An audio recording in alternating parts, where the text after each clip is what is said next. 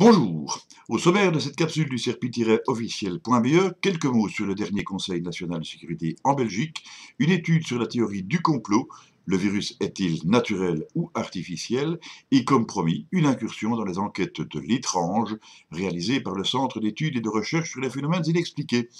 Comme vous le savez maintenant, il est vivement conseillé d'enregistrer cette vidéo, de la partager, mais aussi de vous abonner à la chaîne, de liker et d'y aller de vos commentaires. Ce sera sympa et ça fera avancer le schmilblick. On y va tout de suite. Générique!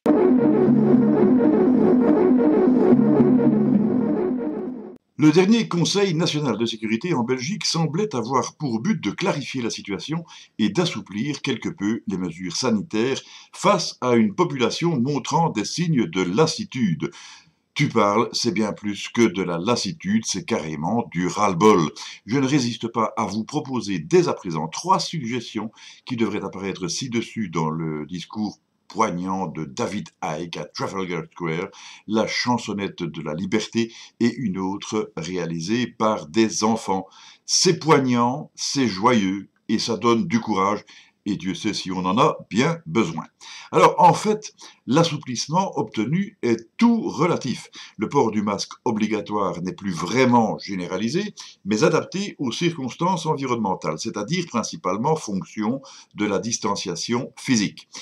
Il n'est plus obligatoire de le porter systématiquement partout, et notamment en extérieur. Bref, on a supprimé l'une des mesures les plus ridicules, le reste sera pour plus tard. Probablement beaucoup plus tard. Beaucoup plus tard, oui, car nos politiciens ne se privent pas de nous annoncer que les règles ne faibliront pas d'ici aux fêtes de fin d'année, ni probablement avant le mois de mars, époque à laquelle l'accouchement du vaccin est prévu. Ce sera peut-être l'un des seuls points bénéfiques de la loi de bioéthique.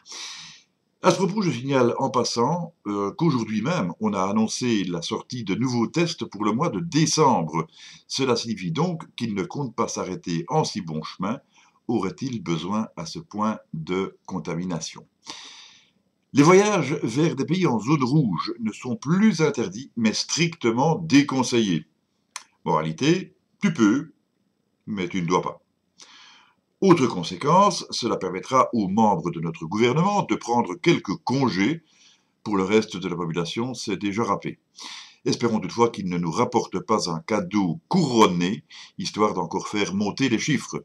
Après tout, l'un de nos virologues et porte-parole interfédéral avait bien été inquiété en la matière, mais, rappelons-le, il était passé au travers des mailles du filet du traçage, comme quoi nul n'est prophète en son pays. Enfin, citons encore par exemple la période de quarantaine ramenée à 7 jours au lieu de 14. Il s'agit d'une mesure que l'on a bien du mal à comprendre dans un contexte de clarification et d'augmentation du nombre de contaminations, d'autant qu'au final, cela pourrait parfois aboutir à 12 jours selon les cas. Faut-il donc comprendre que le vaccin aurait adopté un mi-temps ou qu'il aurait décidé de ne plus se montrer virulent qu'une fois sur 2? On ne sait pas trop au juste. Ce que l'on croit savoir, par contre, à en juger par certaines déclarations publiques et d'autres de médecins théoriquement donc bien placés pour appréhender la situation, c'est que l'on envisage d'augmenter considérablement le nombre de tests de dépistage, mais que l'on est déjà entré en pénurie de réactifs et que de toute manière le milieu est au bord de l'explosion. Une contradiction de plus. Donc tout cela est très clair. Il est clair qu'on est dans le cirage, d'autant que les mesures d'assouplissement du CNS ont entraîné une polémique de la part de certains experts, les jugeant inadaptés à la situation. Les mesures d'assouplissement, pas les experts. Enfin bon, c'est comme vous voulez, vous mettez ça dans l'ordre. Alors, entre-temps, d'ailleurs, des mesures plus restrictives ont vu le jour à Bruxelles, particulièrement touchées, dit-on, par les contaminations. La solidarité belgo-française a donc probablement sorti ses effets vis-à-vis de Marseille, où un parfum de révolte accompagne désormais la bouillabaisse, là où notre moule frite a toujours le même goût.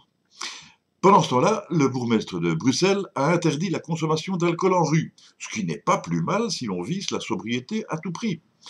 Reste à espérer que les kidams ne se reporteront pas sur les gels hydroalcooliques qui ne sont pas prévus pour la consommation. Moi, je m'en lave les mains, mais qu'il est loin le temps où Bruxelles bruxelait. Au niveau des considérations générales concernant la crise sanitaire, des échos nous sont parvenus de Radio-Québec signalant que Santé Canada ne disposerait d'aucune preuve de ce que le virus ait jamais été isolé.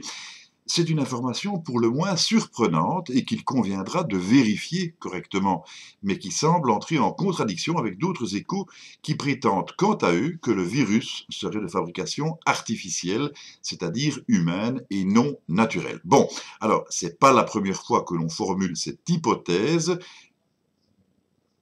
J'ai dit hypothèse, hein, là-haut, donc voilà, il n'y a rien de certain. Hein.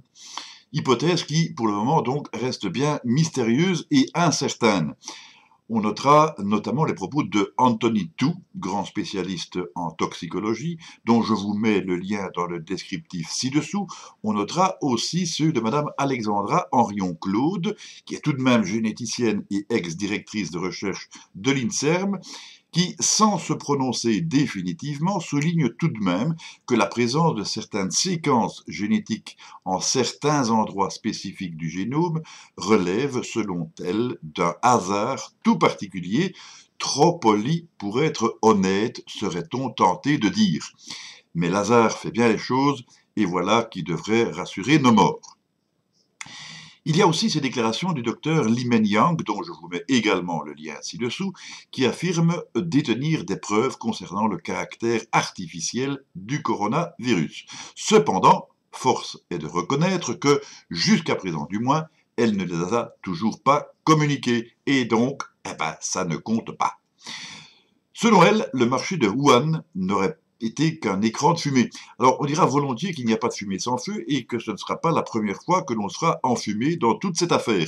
Dans l'immédiat, ce n'est pas non plus cet écran de fumée qui clarifiera la situation. Quant à cette théorie, je vous propose encore 2 points intéressants, et tout d'abord cette vidéo d'Asia Balufier, j'espère que je prononce bien, que vous trouverez également parmi les références ci-dessous, et laquelle tente de présenter les choses avec un maximum d'objectivité, en pesant le pour et le contre, et avec pas mal d'à-propos scientifiques. Cette vidéo démonte, j'ai dit démonte, pas démontre, il démontre donc au moins la théorie complotiste du virus artificiel. L'un des arguments, c'est que si créer un virus en laboratoire est possible, en revanche, en créer un de toutes pièces est beaucoup plus compliqué. Si vous voulez, il faut un point de départ. On ne sait pas le faire comme ça, comme une boîte d'éléments de montage, on va dire, pour ne pas faire de publicité. On est donc obligé de partir d'un virus connu dont on dispose du génome et de copier certaines séquences d'un virus B dans le A pour obtenir un virus C qui serait alors nouveau. D'après l'auteur, c'est bien ce que l'on remarque avec le SARS-CoV-2, sauf que cela ne veut pas dire grand-chose parce que ces copies ne sont pas forcément représentatives. Son exemple, c'est que ce serait un peu comme considérer comme suspect l'expression « par exemple » dans tout le texte de cette vidéo. Cela voudrait seulement dire que l'expression existe, mais pas qu'il y aurait eu supercherie. Alors je suis entièrement d'accord avec ce propos, bien sûr. Le problème, c'est que ce n'est pas tout à fait la question.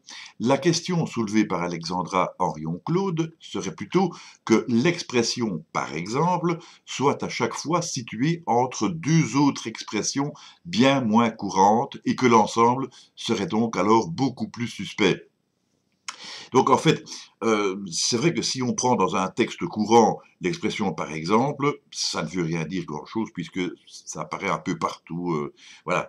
Mais si on trouve systématiquement, ou en tout cas très souvent, cette expression par exemple entre à gauche, anticonstitutionnellement, et à droite par exemple, c'est le cas de le dire, de l'acide désoxyribonucléique, si vous trouvez plusieurs fois par exemple entre ces 2 mots, il y a des chances que ce ne soit pas tout à fait normal. Donc, sous une apparence de rigueur scientifique, cette vidéo tape dès la 2e minute et 33 secondes, un peu à côté de sa cible. L'auteur souligne ensuite la similitude, ou plutôt la ressemblance, restons prudents, entre le SARS-CoV-2 et le RATG13, lequel présente 96% de points communs. On s'aventure ensuite à l'écran dans la visite de l'arbre phylogénétique qui se présente plus ou moins comme un arbre généalogique mais propre au virus. Et c'est là que l'on voit qu'aucun ancêtre ne correspond à la famille. Par ailleurs, au sujet des 4% de différences citées précédemment, il faut savoir qu'en pratique, cela représente un travail très considérable. En génétique, 4%, c'est énorme. En effet, la différence entre l'homme et le singe ne serait pour la comparaison génétique que de 2%, mais on voit bien la marge existante. Bon, dans certains cas, la différence est plus ténue, mais ça, c'était pour l'humour. Alors, le dernier point qui s'oppose à la théorie du virus artificiel réside dans le domaine de liaison du récepteur. Dans le cas d'un virus de base qui serait encore inconnu, il faudrait que le SARS-CoV-2 puisse trouver la clé lui permettant de briser le cadenas de défense des spicules de la cellule. Tout ça est très bien expliqué dans la vidéo et c'est justement là qu'on en arrive au pangolin, entre autres, puisqu'il y a aussi le singe, le cochon ou le chat, pour ne citer que ceux-là. Or, la clé utilisée par le Covid-19 ne semble pas appropriée pour les raisons que vous lirez dans la vidéo, et ce qui m'évitera d'ailleurs d'entrer dans des explications compliquées. Première conclusion sur cette première vidéo, puisqu'il y en aura une deuxième, la thèse du virus créé artificiellement n'est pas complètement écartée, elle reste possible, mais avec une très faible probabilité. Il reste toutefois aussi la possibilité que le virus se soit échappé du P4 de Wuhan, par exemple lors d'une défaillance technique ou d'une erreur humaine. Ce sera le sujet de la deuxième vidéo dont je vous mets aussi le lien ici en dessous. Ces vidéos sont très bien réalisées et très bien expliquées avec de très belles images, donc je vous conseille réellement d'aller les visiter. Mon avis critique sur la première réside dans la stratégie utilisée par l'auteur. C'est-à-dire qu'en fait, on termine en présentant les points négatifs, ceux qui sont défavorables à la théorie du virus artificiel. C'est un procédé classique qui est souvent mis en œuvre lorsque l'on désire convaincre de tel ou tel argument. Celui que l'on met en dernier lieu, c'est celui qui va rester dans les esprits. Et comme en dernier lieu, on met les arguments défavorables, je pense que vous avez compris. Est-ce que c'était donc le but qui aurait été fallacieux? Rien ne permet de le prétendre. Je dis seulement que cela peut faire partie d'une stratégie. Alors le deuxième point réside peut-être dans l'existence exceptionnelle, il est vrai, de transmission au chat, que nous avons évoqué précédemment. Elle n'existe qu'en 3 exemplaires de par le monde, ce qui est évidemment très peu. Il reste que, personnellement, cette hypothèse du pangolin me laisse très dubitatif, mais mon avis a peu de poids face à la science. Je laisserai à votre libre appréciation, par contre, le fait que cette vidéo a été publiée dans le journal Le Monde en ligne, et je me garderai bien de faire le moindre commentaire. Voyons ce qu'il en est de la deuxième vidéo qui parle du décryptage d'un accident éventuel à Wuhan. Alors, celle-ci apparaît comme très peu probable en raison des systèmes de sécurité du laboratoire et notamment des systèmes de pression inversée et en raison de l'énorme probabilité de contamination lors du commerce de chauves-souris. Donc, en lisant ces 2 vidéos, on comprend que l'hypothèse de l'apparition naturelle du virus est à privilégier, n'en déplaise aux toxicologues spécialistes Anthony Tu, à la généticienne Alexandra Henrion-Claude, au docteur Li Mengyang, au prix Nobel Luc Montagnier et peut-être aussi au professeur Jean-Luc Gallat, spécialiste des maladies infectieuses et chef clinicien, dont je vais d'ailleurs reprendre les propos parce qu'il ne cesse de me hanter. Je vous mets aussi ça dans le reportage, dans le descriptif, comme ça vous aurez vraiment tout. Ce dernier donc à propos de l'origine du virus disait ceci. Le virus vient bien de Chine, et sans entrer dans les détails que personne n'a à connaître, et pour lesquels nous n'avons absolument pas toutes les données, il est vrai que c'est interpellant. L'origine de sa modalité est interpellant, et ce n'est peut-être pas si simple que la réalité qui nous a été donnée, et je n'en dirai pas plus. Je ne peux pas m'empêcher de tiquer sur cette expression, sans entrer dans les détails que personne n'a à connaître. Parlerait-on donc ici d'un secret d'État? Qui aurait-il à cacher à la population? Celle-ci ne serait-elle pas au contraire en droit de savoir? Cette information pourrait-elle être bouleversante au point de devoir être dissimulée à la population? Pour qui serait-elle gênante? Or, il se fait que manifestement ce monsieur doit connaître les détails en question, sinon il ne se serait pas exprimé de cette manière. En effet, il dit ne pas vouloir rentrer dans les détails, notamment parce qu'il y a un impératif horaire à l'émission, et on n'a probablement pas le temps d'exposer un sujet aussi complexe, mais donc il sait, mais il ne sait vraisemblablement pas tout. Par contre, il va à l'encontre de la plupart des sujets couramment prétendus à propos de l'épidémie, à savoir sa gravité, du moins en Belgique et au moment de l'interview, l'interprétation des experts, et il démystifie le climat anxiogène auquel nous sommes soumis depuis belle lurette. Je rappelle qu'il s'agit là des propos du professeur Jean-Luc Gallat. Enfin, il parle aussi de la réalité qui nous a été donnée. Même si l'on comprend que cette réalité n'est que partielle, cela a en effet de quoi interpeller. Alors je me suis lancé dans une hypothèse qui vaut ce qu'elle vaut, et qui n'a donc pas la prétention d'être vraie. Considérons le fait qu'une vidéo toujours présente sur cette plateforme prétend que le virus serait d'origine française, donc artificielle. Une autre vidéo qui a disparu de la plateforme quant à elle, mais au même titre que la totalité de la chaîne de son propriétaire, prétendait via un docteur chinois que le virus était d'origine chinoise. Alors, notre première réaction serait bien sûr de se dire, il faudrait s'entendre, il serait chinois ou il serait français pour finir. Hein. Si la première, c'est là qu'il faut commencer à suivre, hein, si la première disait la vérité, toute la vérité et rien que la vérité, on s'étonnerait qu'elle soit encore présente malgré la censure. Or, elle existe toujours et les mauvaises langues diraient que par conséquent, son contenu serait faux, si vous me suivez. Que dire de la seconde qui n'a disparu que par procuration, si j'ose dire, sinon qu'elle serait fausse également? La vérité ne serait-elle pas intermédiaire, c'est-à-dire pas si simple que la réalité qu'on nous a donnée? Ça vous dit quelque chose? Entendez donc que le virus serait, c'est un conditionnel, de fabrication collaborative entre la France et la Chine. Et je rappelle qu'il ne s'agit ici que d'une question, laquelle ne peut donc en aucune façon être incriminée et qu'elle ne se pose qu'à propos d'une hypothèse qui, dans l'immédiat, n'est aucunement confirmée. Dans ce cas, cela permettrait à chacun des protagonistes de dire « c'est pas moi, c'est lui », ou tout simplement de se disculper parce que le virus ne serait pas de fabrication exclusive de l'un ou de l'autre. Cette hypothèse a cependant un grand défaut, mais vous en jugerez par vous-même. Ce défaut, c'est que c'est le fameux « isse quid qui podest » que l'on pourrait traduire par « à qui profite le crime ». Et comment accepter aussi le fait que chacun des protagonistes aurait accepté de mettre à mal une quantité appréciable de sa propre population, même si, proportionnellement, la Chine aurait été bien moins impactée, et si les mêmes mauvaises langues que tout à l'heure devaient prétendre que la Chine se préoccupe bien peu de quelques milliers d'habitants. Et puis, tout cela pour en arriver où? Bien sûr, la plupart d'entre vous ont déjà la réponse à cette question, et cela me permet de ne pas la formuler.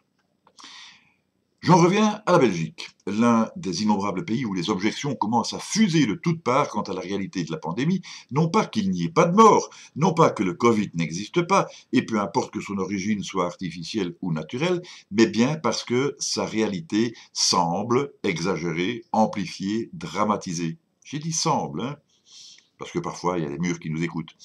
Je me suis dit qu'il y avait manifestement non seulement un problème d'interprétation, mais également de communication.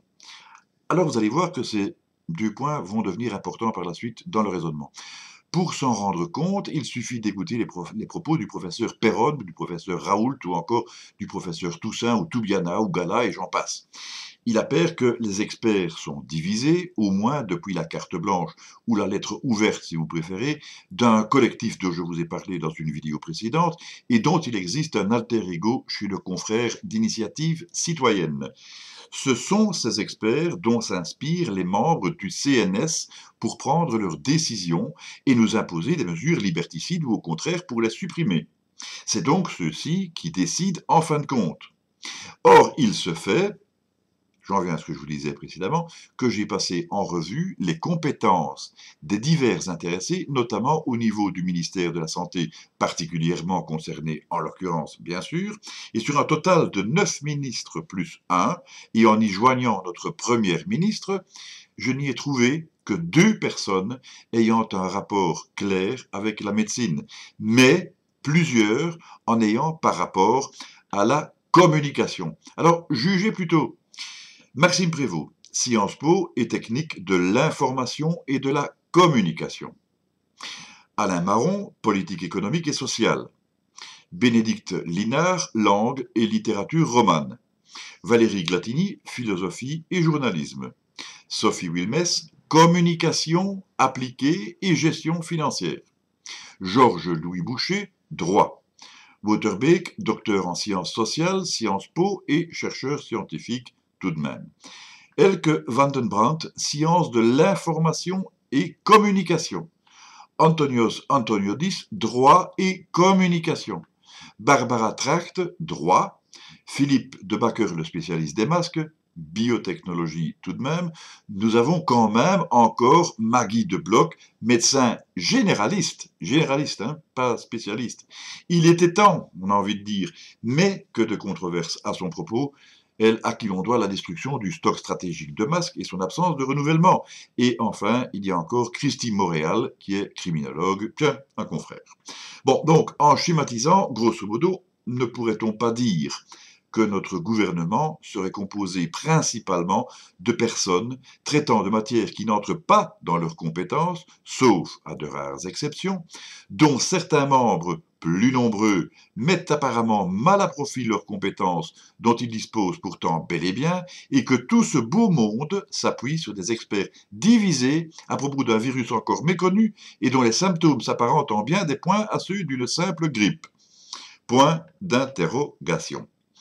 J'en ai fini au sujet de la gestion de la crise. Nous allons à présent en venir, comme promis, au sujet de l'étrange dont je vous avais parlé en introduction, et vous allez voir que ce n'est vraiment pas piquer des vers. Alors vous vous demandez peut-être, mais que vient donc faire un sujet à propos de l'étrange, des phénomènes inexpliqués, au milieu d'un sujet consacré donc à la crise sanitaire? Mais vous allez voir qu'il y a bel et bien un rapport, mais je vous conseille de prendre vos pop-corn parce que ça risque d'être assez savoureux quand même. Donc on va commencer par quelques petits cocoricots, mais ne vous en faites pas, ça va changer, vous allez comprendre. Donc il se fait qu'en 2009, quelque part par là, le CERPI, le Centre d'études et de recherche sur les phénomènes inexpliqués, que je préside, sortait franchement de sa coquille et commençait à devenir bien connu en Belgique.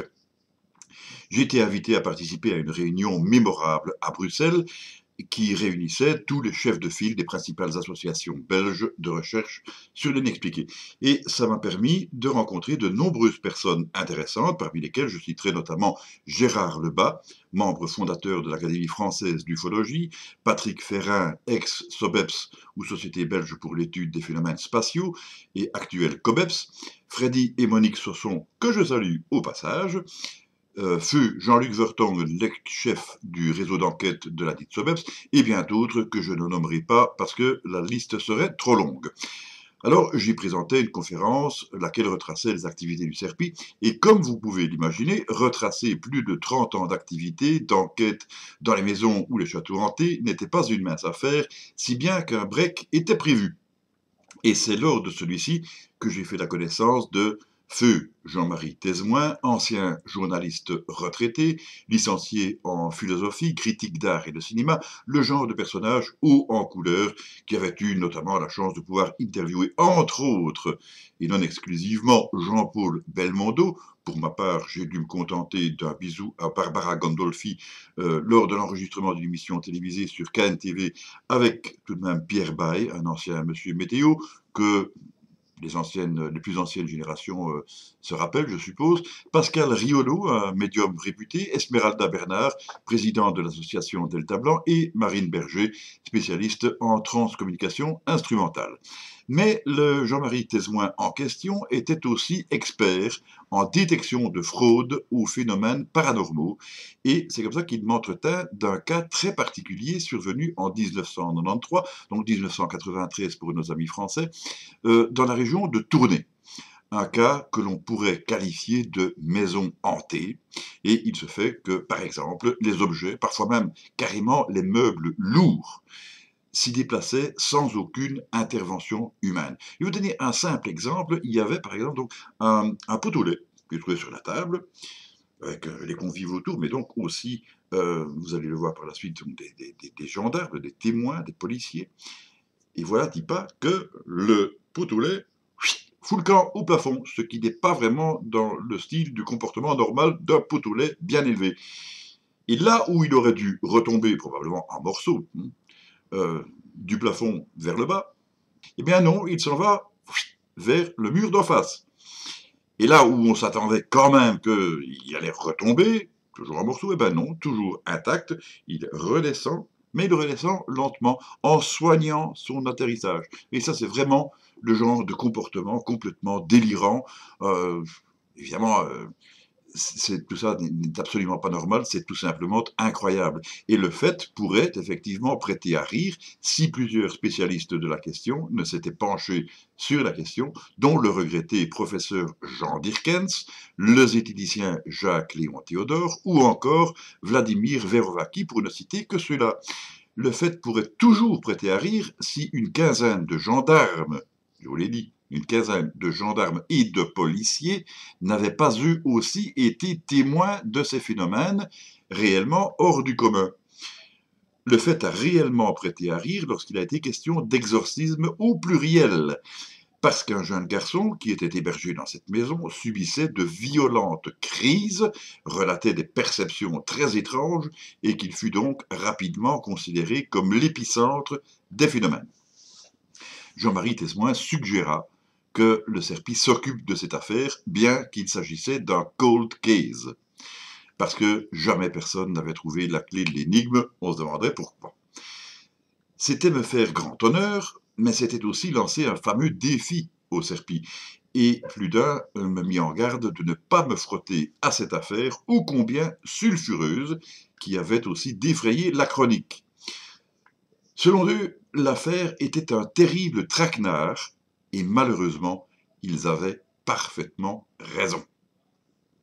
Toutefois, le Serpi était pratiquement acculé. Il se devait de relever ce challenge. Et telle n'était pourtant pas mon intention au début, tout simplement parce qu'il allait être très difficile, sinon impossible, d'investiguer sur une affaire remontant à près de 20 ans en arrière. C'est logique.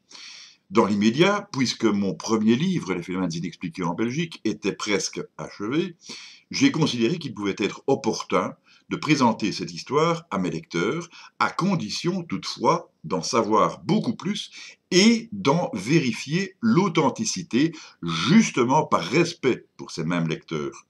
J'ai donc pris rendez-vous avec le dit Jean-Marie Tesmoin afin d'approfondir la question, et l'affaire était réellement intéressante, intrigante à souhait.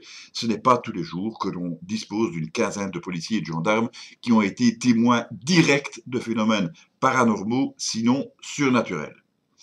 Par ailleurs, j'ai appris que si les phénomènes avaient naturellement cessé entre-temps, en revanche, les propriétaires de la maison étaient toujours sur les lieux, et c'est ainsi que j'ai commencé une pré-enquête. En effet, il n'était pas question de réaliser une enquête proprement dite puisque les phénomènes avaient cessé, mais bien de documenter le cas afin d'en parler en toute connaissance de cause. Arriver à parler à ses propriétaires et à s'introduire dans cette maison a déjà été toute une aventure, mais ce n'était rien à côté de ce qui m'attendait. Je ne savais pas que j'allais vivre l'enquête la plus prenante, la plus trépidante, la plus incroyable et même risquée de toute ma carrière de parapsychologue. J'ai eu la chance de retrouver plusieurs protagonistes de l'époque, dont un gendarme devenu inspecteur et un garde champêtre dont la vie était, il faut bien le dire, assez critique. Pour ce qui est du gendarme, qui, le hasard fait bien les choses, était un ancien camarade de classe, il allait couler de source de refiler des tuyaux à un ancien détective privé. Mon livre est donc sorti, comprenant un chapitre sur l'affaire en question, en prenant toutefois soin de préciser que l'enquête était toujours en cours, des rebondissements pouvaient donc survenir. Mais les choses n'allaient pas se passer comme prévu, c'est le moins qu'on puisse dire. En effet, un journaliste d'une chaîne télévisée belge, dont je tairai le nom, me proposa de réaliser un reportage sur cette même histoire de maison hantée. À l'époque, j'avais aucune expérience des grands médias et je me suis d'autant moins méfié que l'opération me semblait un excellent tremplin pour la sortie de mon livre. Ça aurait fait une très bonne publicité. La date du reportage a donc été fixée, mais in extremis, parce que, souffrant d'un problème de santé, je devais me faire opérer. Donc on n'avait qu'un petit créneau. Ce reportage restera sinistre dans ma mémoire. Très rapidement, je me suis aperçu de ce que rien ne se passait comme prévu. Le propriétaire avançait des propos complètement contradictoires, mon interview était parsemée de questions inattendues et embarrassantes, le journaliste ne respectait pas certains engagements. Lors de la diffusion à la télévision, ce fut la douche froide. Le sujet était ridiculisé. J'étais descendu en flammes, complètement décrédibilisé. Le garde champêtre décrivait très bien tout son scepticisme et attaquait clairement ses anciens collègues. Il n'était fait aucun cas des documents qui avaient pourtant été fournis à temps et à heure aux journalistes. Ce dernier prétendait avoir retrouvé un ancien gendarme témoin des faits, alors que c'était moi qui lui en avais donné les coordonnées et obtenu l'autorisation de son chef de corps. La chaîne de télé ou l'équipe de reporters fit même intervenir le zététicien de service qui, bien entendu, en profita de l'occasion pour enfoncer le clou. Même ma maison d'édition était attaquée, mettant en doute son souci de l'authenticité, car le surnaturel, ça fait vendre. Alors, vous imaginez ma tête. De quoi ne plus oser sortir de chez soi le lendemain de la diffusion? Ben oui, vous rencontrez des gens, et, ah tiens, c'est toi, je t'ai vu hier à la télévision, t'avais pas l'air malin. Oui, bon, d'accord. D'autant que le reportage, en plus, connaissait une rediffusion, la mise en archive sur le net, et qu'il était colporté non pas seulement dans la petite Belgique, mais bien dans toute la francophonie, et donc en France, en Suisse, au Canada, au Québec, et finalement partout dans le monde, puisque c'était sur le net. Et qu'en plus, bon, évidemment, des webmasters n'ont rien trouvé de plus intelligent que de faire des copier-coller ou d'intégrer les vidéos dans leur site pour être bien sûr de colporter ce qu'ils n'avaient aucune idée d'être soit la vérité, soit un mensonge. On se contente de copier, voilà. Bien sûr, j'ai demandé un droit de réponse, ou plutôt un droit de rectification, et il m'a été accordé. Il m'a été accordé précisément le jour où le journaliste savait très bien que j'allais me faire opérer. Et donc, je n'ai jamais pu me défendre. Et ce n'est pourtant pas tout. Croire que l'affaire allait en rester là serait une grave erreur. Peu de temps après cette mésaventure, notre site internet fut piraté, son nom de domaine fut détourné, notre téléphone fut mis sur écoute, ça a été vérifié par l'opérateur, et des rôdeurs me furent signalés autour de mon domicile. Alors, peut-être n'y avait-il là aucun rapport avec les agissements de la chaîne de télévision, c'est tout à fait possible. Toujours est-il que, depuis lors, je me méfie fortement des journalistes. Je sais maintenant qu'ils sont parfois capables de la pire des désinformations, capables de mentir à leurs spectateurs en dépit de leur déontologie, capables de falsifier complètement la réalité, peu importe ce que leurs victimes puissent subir, et cela parfois simplement afin de satisfaire leurs propres croyances ou leur scepticisme. Je me dois, malgré tout, en toute objectivité, de reconnaître que j'ai aussi eu affaire à de très bons journalistes. Il ne faut donc pas mettre tout le monde dans le même panier, ni toutes les chaînes de télévision, bien entendu. Mais de grâce, ne vous fiez donc pas trop, pas systématiquement, à tout ce que l'on raconte dans les médias, même les plus réputés. Je suis bien placé pour le savoir. Ils sont tout à fait capables de mentir effrontément, volontairement, sciemment, je dirais même cyniquement. Mais vous attendez sans doute une happy end à cette histoire, alors, eh bien, la voici. Après cette volée de bois vert, le serpille s'est rebiffé. Oui, ça n'allait pas rester comme ça. Dans ce genre de situation, il y a deux possibilités. Soit on est vraiment abasourdi, assommé, lessivé, et on ne s'en relève pas, mais c'est pas le genre de la maison. Et disons que ça nous a plutôt boosté vers la réaction. Nous avons fait appel à nos gros bras afin de dégager les rôdeurs, nous avons reconstruit le site et pris un autre nom de domaine. Surtout, nous nous sommes acharnés sur cette affaire afin d'en avoir le fin mot. Notre enquête a été réellement rocambolesque. Nous avons pu retrouver la quasi-totalité des enquêteurs de l'époque et recueillir leurs témoignages. C'était devenu assez facile grâce à mes filons dans la police. En effet, mon camarade ex-gendarme était lui aussi furax contre le reportage télévisé et il m'a donc ouvert pas mal de portes. J'ai retrouvé jusqu'à l'exorciste qui avait officié et même le rapport textuel qui avait été rédigé à l'époque. Je suis remonté jusque dans les arcanes les plus sombres de la sorcellerie en Belgique et j'ai obtenu des documents irréfutables, des preuves indiscutables, en plus des témoignages officiels qui, précisément, agissaient en pleine guerre des polices. Ça, c'est un point très important, car comme police et gendarmerie agissaient exceptionnellement de concert, il faut rappeler qu'à l'époque, en 1993, donc, il existait encore en Belgique à la fois la police et la gendarmerie, ce qui n'est plus le cas maintenant. Or donc, si les uns avaient triché, s'ils avaient raconté des bêtises, fabulé, faire du n'importe quoi, eh bien, les autres n'auraient pas manqué de le signaler en raison de leur rivalité. Or, leurs témoignages concordaient parfaitement. Nous avons pu tout vérifier. Quant au garde champêtre sceptique, nous avons pu comprendre qu'il n'était même pas sur les lieux au moment des faits. Pour ce qui est du zététicien, comble de l'ironie, il s'est vendu lui-même dans le reportage et à condition d'avoir seulement un peu de subtilité, n'importe qui peut le comprendre.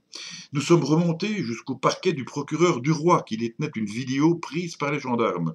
Une vidéo qui était protégée depuis des années par le sceau du secret. Cela s'est fait grâce à une collaboration d'une équipe de TF1 et cela nous a permis de constater que même la cassette vidéo avait été trafiquée afin que l'on ne puisse découvrir la réalité. Alors pour la petite histoire, cette affaire a fait l'objet d'une émission dans les 30 histoires les plus extraordinaires de TF1.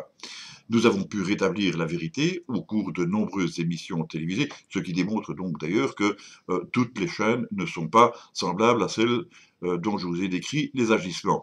Il y a eu aussi bon nombre d'articles de journaux, de conférences, et finalement, j'ai écrit un livre dénonçant le scandale de la désinformation, et avec ça, vous avez presque la totalité du titre, mais je ne fais pas de placement de produit. Petite cerise sur le gâteau, il existe même un résumé de cette affaire dans Wikipédia à la rubrique Poltergeist. Alors parmi les conférences les plus remarquables que j'ai pu réaliser, je retiendrai surtout celle que j'ai présentée à l'IMI, l'Institut Métapsychique International de Paris, face à une assemblée de spécialistes réputés, et je vous avoue que j'avais le trac. J'ai pu leur parler de la psychokinèse récurrente spontanée, du phénomène catalytique d'extériorisation de Carl Gustav Jung et du modèle de l'information pragmatique de Walter von Lucadou. Mais pour terminer, ma plus grande satisfaction a finalement simplement été d'avoir pu donner à la population la possibilité de connaître la vérité et de leur confirmer que les médias sont parfaitement capables de mentir. Vous en tirez les conséquences. Avant de nous quitter, j'ai envie d'illustrer mes propos, mais d'une manière beaucoup plus gentille, hein, c'est pas mal de ton en dessous, mais ça entre dans le cadre de l'affaire, donc de la crise sanitaire actuelle. Et ça consiste en ceci, il y a de cela à peine quelques jours, je remarque que dans la newsletter de RTL Info, on peut le citer parce qu'il n'y a rien de bien méchant, il n'y a pas de, il y a pas de mensonge, vous allez comprendre, je constate un grand titre, Angèle, victime du coronavirus, rescapée miraculeusement, enfin quelque chose comme ça. Bon. Vous avez au moins l'idée principale donc de ce grand titre. Alors moi, directement, en voyant ça, puisqu'il n'y a pas d'autres informations, je dis tiens, notre chanteuse nationale, bien connue pour ses différents succès, et plutôt jolie au demeurant, donc la sœur de Roméo Elvis, aurait donc subi le fameux coronavirus, et bon, euh, donc forcément, clic. Je clique sur l'article pour en prendre connaissance, et c'est là que je me rends compte qu'en fait, Angèle est simplement une dame âgée qui effectivement a contracté le virus et qui s'en est bien sortie je suis heureux pour elle. Mais vous voyez comment on trompe un petit peu euh, le lecteur, euh, qui est par un lien de cause à effet que l'on établit soi-même. Donc il n'y a, pas de réel mensonge, mais c'est un peu... enfin bon, voilà, vous avez compris quoi. Hein. Voilà, là-dessus, sur ces bonnes paroles, je vais prendre congé de vous jusqu'à la prochaine étape, en espérant que tout aille bien. Je vais vous souhaiter plein de bonnes choses, plein de bonheur, et à bientôt. N'oubliez pas, je ne lâcherai pas le morceau. Salut, au revoir.